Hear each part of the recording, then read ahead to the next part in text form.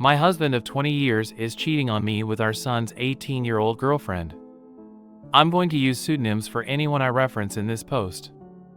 I, 41/F, am a stay-at-home mom. My husband, 48/M, whom we'll call Paul, works in finance. We have been married for nearly 20 years.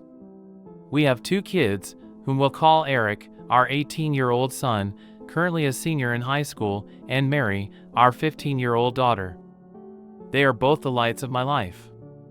My marriage with my husband has grown somewhat stale over the years for a myriad of reasons, such as his work schedule and how I've aged poorly since we first met. Our son Eric has a girlfriend, 18/F, whom he's been dating since they were freshmen in high school. We'll call her Amy. Eric absolutely adores Amy. She's his first love, and she's someone I've always considered as family. This makes the whole situation emotionally excruciating for me.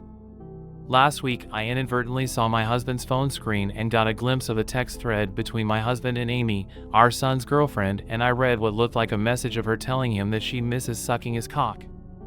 I froze in place, in complete disbelief. I spent most of the day convincing myself that I must have misread what I saw. However, I didn't misread it because, over the last several days, I discovered a file on his computer filled with tons of BDSM porn. He clearly has a porn addiction. He also has saved photos of Amy from her Instagram on his computer. Although they weren't inappropriate, she was fully clothed, it was still the proof I needed to confirm that I wasn't going crazy. I also looked at his phone during opportune moments and saw more of their interactions. I wish I had never looked. They were filled with mean, horrible things said at my expense, with him constantly comparing me to her. He would call me fat and old, among other things, with Amy LOLing. I've always had hunches or paranoid feelings that Paul has been cheating on me, but never in a million years could I have fathomed something like this. Last month, I found a thong in our bedroom that I know wasn't mine. I turned a blind eye to it, being naive and acting like it was maybe our daughter's, even though that made zero sense. Not only is he cheating on me, but he's betraying our son. I'm completely devastated. I don't even think words can adequately describe the dread, anger, shock I feel right now. I'm totally overwhelmed on how to handle this because obviously action needs to be taken, but I'm terrified of what kind of psychic blow this will be for my son. I have no idea how to even broach this completely fucked up topic with him. I wouldn't wish this predicament on my worst enemy. I can't even believe I married this scumbag in the first place. And then my mind started to race, realizing that I started noticing specifically unusual behavior from him around the same time Amy turned 18. Was he waiting for her to turn 18 before pursuing this affair? There's so many layers to all of this, and I'm completely paralyzed with fear and dread about it all. None of it makes any fucking sense. How did this happen? Am I that much of a stupid idiot that I let all of this happen under my watch? Eric adores Amy, and the thought of revealing this sickening truth to him terrifies me. The impact on his young heart and mind could be devastating. My heart aches for Eric and Mary, who are completely innocent bystanders. I haven't confronted my husband about this because I'm frankly scared of the domino effect. I don't know who to turn to first about this. I share my story not for sympathy, but in search of understanding and perhaps advice from those who might have had to grapple with deep betrayal. Thank you for listening. I am divorcing my husband because he cheated on me with our son's 18-year-old girlfriend. I'm using pseudonyms for confidentiality. I shared a situation a few days ago on another subreddit involving my 41/F husband, Paul, 48/M, our children, Eric, 18/M, and Mary, 15/F. I discovered that Paul was having an affair with our son's 18-year-old girlfriend, Amy. My son has been dating her since they were freshmen in high school. My brother connected me to a very tough junkyard dog type lawyer. I saved screenshots of all his conversations with Amy. I was only able to get the last 3 months from iCloud. The conversations were mostly flirty and dirty talk, it was hard to stomach, completely sleazy, and I saw several negative things said about me. His call history showed he talks with her for hours pretty consistently. He uses dating apps. I took screenshots of his profiles and all of the active chats he has with his matches. It's very clear he uses a filter to seek out girls who are 18 to 22 or so. I copied all of his files from the computer. He goes on sex chat rooms and forums, and he spends a ton of money on OnlyFans. I rummaged through every possible hiding spot I could think of in the house. He had various toys, blindfolds, cuffs, lubricants, etc. He also had different outfits which looked kind of like a girl's Catholic school uniform and a French-maid type outfit too. I picked up Eric and Mary from school, and we all drove to my brother's. They were able to sense something was awry when I picked them up. I delicately told them the entire situation, and I broke down crying. Mary had the most anger, even more than Eric. I met with Amy's mother and told her everything. She confiscated Amy's phone and gave me the entire chat log. It only dated back 3 months ago, like on my husband's cloud, almost as if they both deleted the messages at the same time. She told me Amy sobbed when confronted. Amy basically told her mother that she will never understand and that she and him are in love. I don't want to get into too many details with what else she was saying, but suffice to say, it's very easy to assume that my husband slowly and methodically became a sage-like figure in her life, making her feel she could rely on him, and he took advantage of the fact that she came from a broken home. Amy is also non-stop insistent that their friendship only became romantic/physical recently, and before that, she said he was more of a friend and mentor. I confronted Paul over Zoom. The look on his face was scary. He became red and looked so sweaty. He had anger and panic in his eyes. His tone of voice was very defensive and frightening. He kept yelling the word context over and over again, and none of that happened. He was unable to speak without constant stutters and intensity. Nothing really made any sense to me. I refused to tell him where I was, and he said I had no right to take his kids away from him, and then he abruptly left the Zoom. My lawyer is filing for temporary sole custody of Mary and a restraining order. Mary is still the most angry. She's totally furious with her dad and Amy, justifiably so, of course.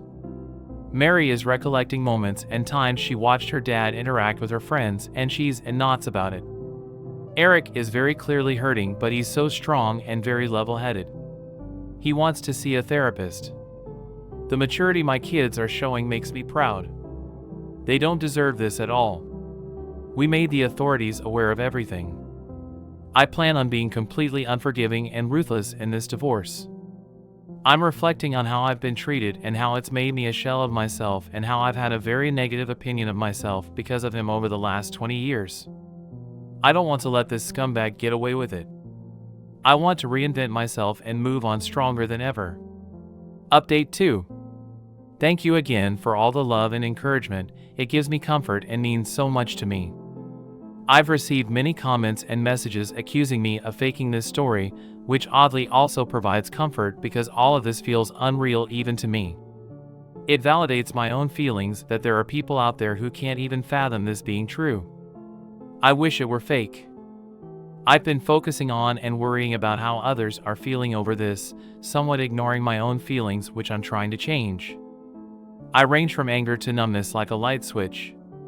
We're all safe and still at my brother's house. We're very careful, and his house is secured.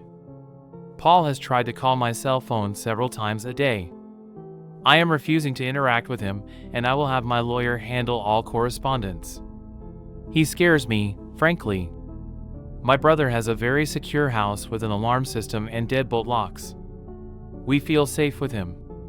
Both my son and I got checked out and tested. It appears so far that we're both clean based on the immediate rapid tests, but in the coming days, we'll know for certain when the lab results come in. I'm not overly concerned. Eric is scheduled to see a therapist early next week, which is very good and needed. He's not himself right now. He seems a bit shell-shocked, and I am concerned. He internalizes a lot, and it's hard to get a read on what's going on in his head. That being said, he's thoughtful and has been talking with me, asking me how I'm doing and everything. He's not interested in corresponding with his dad at all. He calls only my cell phone, and he hasn't tried to reach out to either Eric or Mary. I get the sense that Paul is extremely nervous. He's scared, and I think he deep down knows that if investigated thoroughly, he would be in big trouble. That's what my gut is telling me. I still think about the Zoom call with him, and the more I think about it, the more it looked like he was a man whose entire world was crashing down on him. The panic in his face was very apparent. I offered Mary for me to make an appointment with a therapist as well, but she doesn't want to see one yet. She said she's open to it eventually, but wants time to herself. She's been asking her friends about her dad and if they experienced any creepiness from him. Her friends were open and honest with her, and apparently, they felt like he stared a lot and sensed his hovering presence whenever they were over. One of Mary's friends went so far as to say that she felt like he was checking her out a lot, like looking at her rear and complimenting the color of her yoga pants. At the time, no issue was brought up about it, but in light of everything that has been happening, it seems strange now. He would sit himself in different areas or vantage points to get a good view of her, she claimed. He also asked questions about what kind of friend group or which clique they were in at school. He kept asking about if they were popular girls. I'm completely embarrassed that they had this experience at our house. As for updates on Amy, which is the main reason why I wanted to write this update, I completely agree that she is also a victim. A lot of people have been emphasizing that, and I agree. I've done everything I could in my own power to indirectly get her opportunities to get help. Like I said, I told her mother, and she's been updating me on everything. Amy, unfortunately, is still living in her deluded reality, and I can only pray that she'll eventually come to her senses. She doesn't want to see any doctors or therapists at all and has been constantly trying to reach Paul because, again, she believes that they are in love. From what I've been told, she hasn't been able to get hold of him, and he's been avoiding communication with her completely. Amy blames me for that and believes I took away his devices and am very controlling. Any truth that her mother tries to convey to her is met with conspiracy theories and hostility. Amy looks at me as a villain and still sees Paul through rose-colored glasses. Her mother showed her screenshots of his dating app profiles and matches, and she refuses to believe it, saying I photoshopped it. According to her mom, Amy keeps saying things like everyone is just mad because she found herself a real man and that I'm jealous because she takes better care of him than I do. It's in line with some of the conversations I screenshot, where a lot of what Paul says is him complaining about things I don't do for him sexually. Right now, she's insistent that she and Paul will be together in the long run. Ugh, he's honestly a slimeball. I can only hope that Amy comes to her senses, but me directly intervening doesn't feel like it would be productive at the moment, maybe eventually though. My husband, M39, has thrown me, F27, under the bus to his family with his silence and complete lack of a spine. How do I salvage this? My husband Owen and I have been trying for a baby for years with no luck. I would be happy to adopt, but Owen's family is against it and has influenced my husband to also be against it. After our second year of trying, I begged my husband to go with me to get a checkup to see if either of us or both of us is infertile.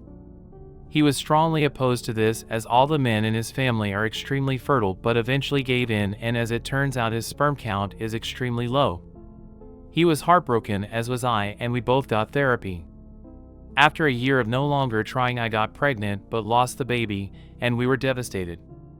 Owen blamed himself and proposed that we start the process of getting into a family planning center for a sperm donor, which I agreed to. He asked me that we not tell either of our families about this or our friends, and I agreed because I would never want to emasculate him. With the help of our donor, I was able to successfully become pregnant, and we had our little girl last year. She is healthy and progressing amazingly, and I thank God for her every day. I kept my promise and never told anyone. However, Owen is struggling with connecting with our little girl. Here is where the trouble begins. Last month, when he went out of town with his brothers for their friend's bachelor party. While on the trip, Owen told his brothers about our infertility issues and that our baby wasn't biologically his. One of his brothers must have told his wife, who told my husband's mother. I don't know why she would tell my husband's mother, except that she has never liked me. Their mother then came to our house and called me a lying whore and tried to get my husband to leave with her. He just stood there silent. I told her that it was Owen's decision not to tell anyone, and she asked him if this was true again. He was silent, which his mother took as me being the liar. She then went to our nursery and started taking everything she'd ever given us for the baby back. I told her I didn't care about it and I made more than enough to buy everything she gave us myself and better quality. This set her off and she called my baby a filthy bastard when she said that I did something I know was harsh, but I believe she deserved it. I physically pushed her out the door. I didn't hit her, but I did put my hands on her shoulders, pushing her out the door, and threw all her shitty things out with her. After spirits had calmed down, I realized my husband had said nothing when his mother was berating me, calling me a liar, and when she called our child a filthy bastard, so I asked him why he was silent. He said he wasn't raised to be disrespectful the way I was, and that his mother hadn't said anything that wasn't true. She was just hurtful with what she'd said, and that we should let it go and wait for his mother to forgive us. I told him that I would never let it go, that his mother and anyone who agreed with her was not welcomed in our home, and that I don't need to be forgiven when I've done nothing wrong. He then said the house was his, and as the head of the family it was his decision. I told fine, but why did he allow her to call me a liar and a whore? Those things are not true, and our child, no child really, should be called a bastard. He just repeated he would not argue with his mother. After that, I stopped speaking to him and started gathering up my daughter's things and purse and walked out the door with her. He tried to stop me and told me I couldn't take his daughter anywhere without him, and I lost the little bit of composure I had left. I told him she wasn't his daughter. He'd prove he didn't see her as his daughter when he allowed his mother to call her a filthy bastard and told him she wasn't his. He broke down into tears and begged me to come back inside, but at the time I felt nothing. He looked pathetic to me. I've taken my baby with me and gone back home to my parents and finally told my family the truth, which feels so good. They are completely in support of my decision and are not allowing my spineless husband anywhere near us, as he still refuses to apologize to me or set the record straight with his family. However, I told the sister-in-law that I was close to the truth, and she told the rest of his family. Half of his family is understanding while the other side is on his mother's side, but they all are mad at my husband. I need time to cool down, but I know eventually my husband and I need to figure our marriage out. One thing is for certain, I will not return to his house until he apologizes to me and promises to protect me and his daughter fiercely. I want to see this in action form, starting with him telling his mother what she did was wrong and banning her from coming to see us until she asks for my forgiveness. We were also planning on having more children, as he wants a big family, but that is off the table as I don't believe he is ready, and we both need to get back into therapy. Update 1. I want to start by thanking those who were so kind. Your words of encouragement and advice were greatly appreciated. Here is my update. Apparently, after I left my husband's house, my MIL, BIL, and SIL accused me of cheating. I'd already begun speaking with a lawyer after Owen refused to tell the truth to his family, but knowing he let them tell other people I cheated is like getting punched in the chest. I'm now renting a nice 2-bedroom apartment. My siblings and their partners have helped me furnish it, and my top priority is ensuring my baby has everything she needs. Currently, I'm working to create a cozy nursery for her and hiring a nanny. Facing the end of my marriage is terrifying, but I'm learning to accept my new reality. When I notified Owen I was going to file for divorce, he started calling and messaging non-stop. His messages range from begging me to come home, telling me he will tell the truth and get therapy again, begging to see our baby, and then threatening to drag me home. I told him the divorce was happening whether he liked it or not, because he failed as a husband and failed even worse as a parent. He then sent photos and videos of my things in the garbage and him and my BIL trashing the nursery. His exact words, "I don't need it anymore." In the most disturbing video, he threw our baby's car seat in a dumpster. I do not recognize him or his behavior anymore. He claims to miss his daughter and me, but is trying to make his behavior my fault for not doing what I'm told. This is not the man I agreed to marry. The man I married was smart, kind, gentle, thoughtful, and funny, but this vileness from him was waiting for me the moment I didn't obey and take the disrespect from his family to save him from the humiliation of his infertility. Before the fallout with his mother, he was nothing like this. It's certainly not an excuse, but I believe it all centered on him feeling emasculated and humiliated by his family. I just can't believe he couldn't at least stand up to his family for me and our baby, the one he said he would die for. I am not blocking Owen, as my lawyer said to email everything he says to me to him, but the constant threatening messages make me scared to leave my home. Owen knows where I work and has repeatedly told me he will drag us back if that's what it takes, and that I'm making him do this. My lawyer and I are working on a restraining order, but every woman who was attacked by her ex-husband knows restraining orders don't keep you safe. However, things took a turn when my FIL showed up on my parents' doorstep, and it's the reason I decided to update. My FIL asked to speak with me. My parents told him they would call me and ask, but if I said no, then that was final and he would not be welcomed back. I only agreed to speak to FIL because he told my parents he was there to apologize for his family and set the record straight. My dad called me as my FIL was blocked from calling me, and when I picked up, my FIL immediately apologized for his wife's behavior. He wanted to hear my side of the story as he did not believe I cheated. I thanked him. I was never close to FIL, but we've always been civil, and let him know of course I did not cheat. I told him of his son's infertility and that Owen proposed we get a donor. I told him very clearly it was his son's decision, and that because my FIL and his family put blood as the only valid form of family, my husband made me lie so our child would be treated equally. After I finished, my FIL seemed stunned. He was quiet for a while, then asked if his wife and son could come over and see my daughter in person as they missed us and were ready to be a family again, but I told him no. FIL then asked if there was anything Owen could do to fix the marriage, and I again told him no. FIL tried to say I was being unfair, but my dad stepped in and said FIL was overstaying his welcome. Before I hung up, I told FIL that his son was sending me abusive messages daily, and if he truly was sorry, then he should make his son stop. Then I hung up.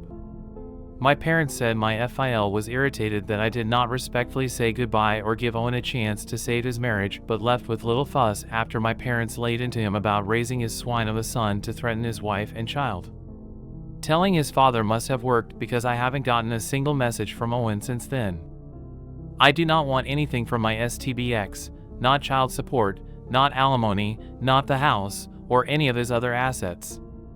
I just need him to agree to the divorce and give up his parental rights so my little girl can grow up with a family who loves her unconditionally. I have a good degree and a great job, my child, and I will be fine without him.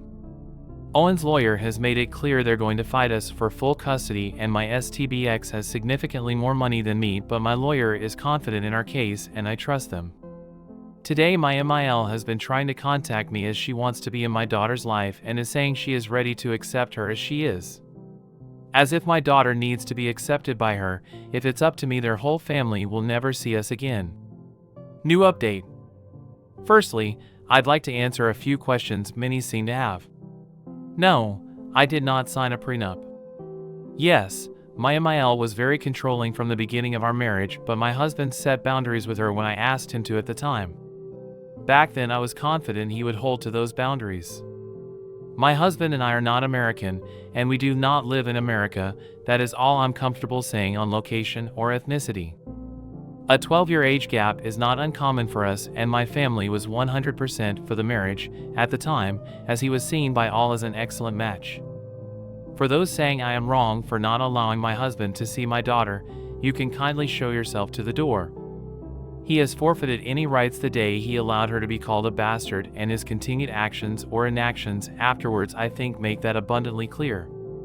Not wanting alimony or any compensation might be difficult for some, but I will not struggle without his money, and neither will my daughter. I may not have as much money as my STBX, but I have a good amount saved, and I thankfully never stopped working. My family has also put aside money for my daughter, and everyone is very supportive of us. I understand some might think I'm entitled to half his assets, and that may be true, but I don't want them and I don't need them. I trust my lawyers. They are doing an excellent job. I've already made my decisions, and I stand by them 100%. Some of the evidence I've handed over of my husband's threats and the videos of him destroying our things will be admissible in court, but not all of it. My lawyer thinks what we have is enough for full custody, but I'm still nervous. Our divorce is another matter. I believe he simply wants to hang on to control. I have only spoken to him in person once since I left his house, and when I look him in the eye, I can tell he doesn't love me anymore, or even likes me, which hurts a lot more than I expected. I don't understand why he won't agree to a non-contested divorce except control. Owen has partially paid me back for the damages to my property. The rest will be paid out in the coming weeks. We have settled this out of court. I was able to get the restraining order against my ex, but not my MIL or the rest of my ex's family. My MIL continues to harass my parents to convince me to reconcile. This is a massive embarrassment for her family. My SIL, the one who told his mother about my husband's infertility and started this drama, still tells people I cheated, but my friends have ripped into her lies and few people believe her. Being alone has made me realize I have been functioning as a single married woman since my little one was born, but now I have less of a burden on me. There are good days and bad days where I break down. There is much about my life before that I do miss, but I will never go back. I'm thankful the truth is out, even though it has caused me to lose a few friends as they've taken the side of my husband. They know the full truth and they still chose my husband's side. Thank you to all those that offered kind words of support. We are safe.